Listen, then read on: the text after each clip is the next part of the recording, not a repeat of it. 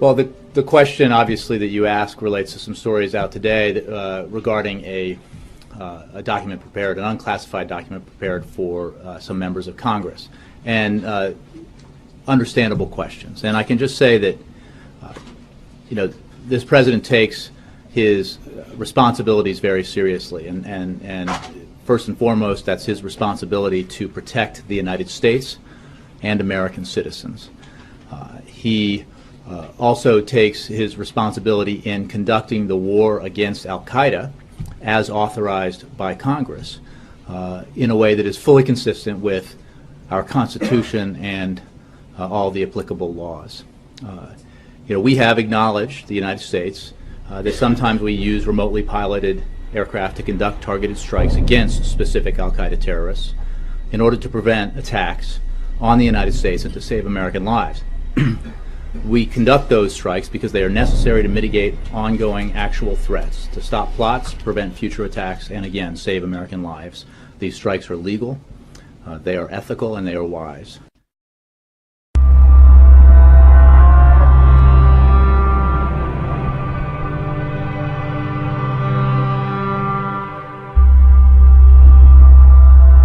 واللي كانوا حاضرين موجودين هناك لما شافوا هذه الدخان اللي طلع مع هذه ماتوا كلهم أطفال ونساء، أطفال ونساء وشيوخ، فقط يعني 3 من شباب، ولا البقية كلهم شيوخ ونساء وأطفال، يعني 46 بما 5 حريم يحملين في بطونهن أجنة.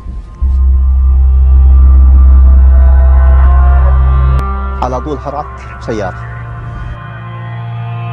إلى المواعيد والبوش بشر منطقة، والأطفال اللي هم جاريح.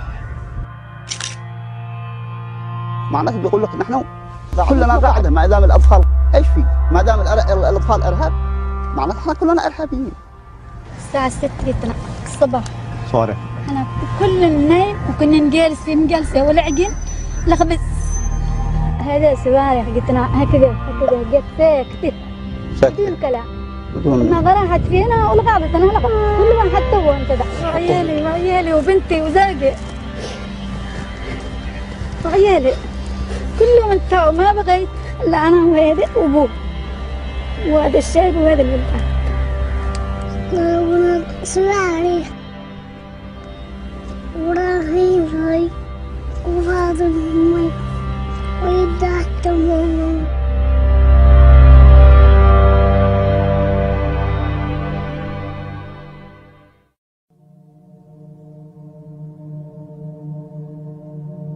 When we went there, we saw what happened. Of course, our government does not have this kind of rockets. And you see all the shells all over, unbelievable. Of course, there was marking made in the United States of America. It was all recorded. Do people there want revenge against the United States for this? I think they have created, again, many enemies in Yemen.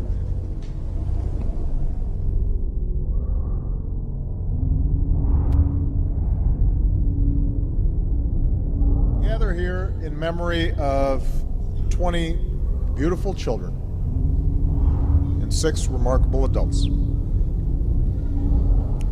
They lost their lives in a school that could have been any school, in a quiet town full of good and decent people that could be any town in America. Here in Newtown, I come to offer the love and prayers of a nation.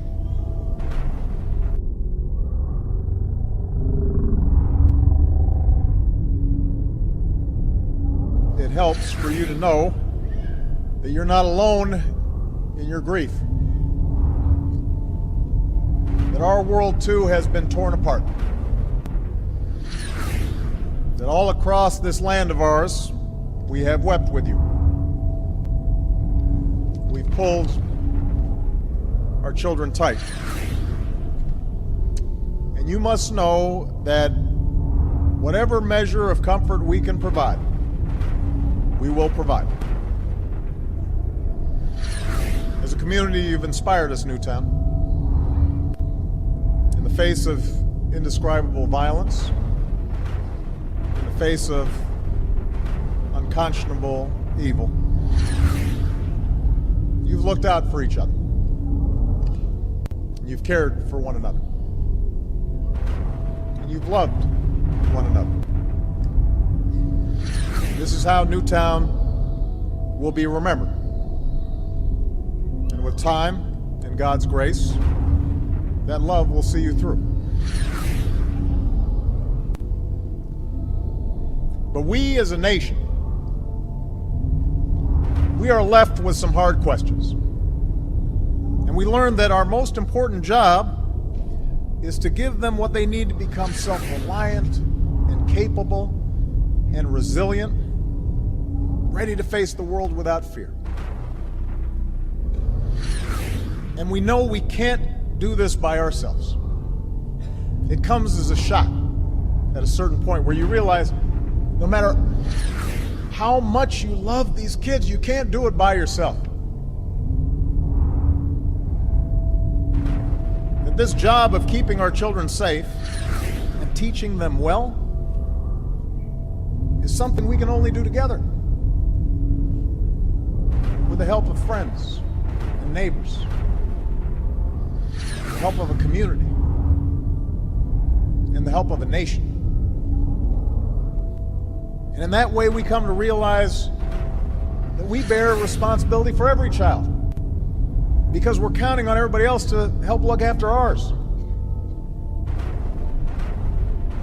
That we're all parents, that they're all our children.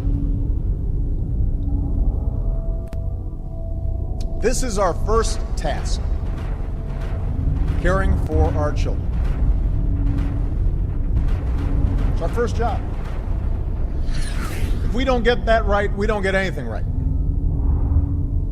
That's how, as a society, we will be judged. And by that measure, can we truly say, as a nation, that we're meeting our obligations? Can we honestly say that we're doing enough to keep our children, all of them, safe from harm? Can we claim as a nation that we're all together there, letting them know that they're loved and teaching them to love in return? Can we say that we're truly doing enough to give all the children of this country the chance they deserve to live out their lives in happiness and with purpose? I've been reflecting on this the last few days, and if we're honest with ourselves, the answer is no. We're not doing enough. We will have to change. Since I've been president, this is the fourth time we have come together to comfort a grieving community torn apart by mass shootings. Fourth time we've hugged survivors. The fourth time we've consoled the families of victims. And in between, there have been an endless series of deadly shootings across the country, almost daily reports of victims, many of them children, in small towns and big cities all across America. Victims whose, much of the time, their only fault was being in the wrong place at the wrong time. We can't tolerate this anymore. These tragedies must end. And to end them, we must change. If there's even one step we can take to save another child, then surely we have an obligation to try. In the coming weeks, I'll use whatever power this office holds to engage my fellow citizens, from law enforcement to mental health professionals to parents and educators, in an effort aimed at preventing more tragedies like this. Because what choice do we have? We can't accept events like this as routine. Are we really prepared to say that we're powerless in the face of such carnage?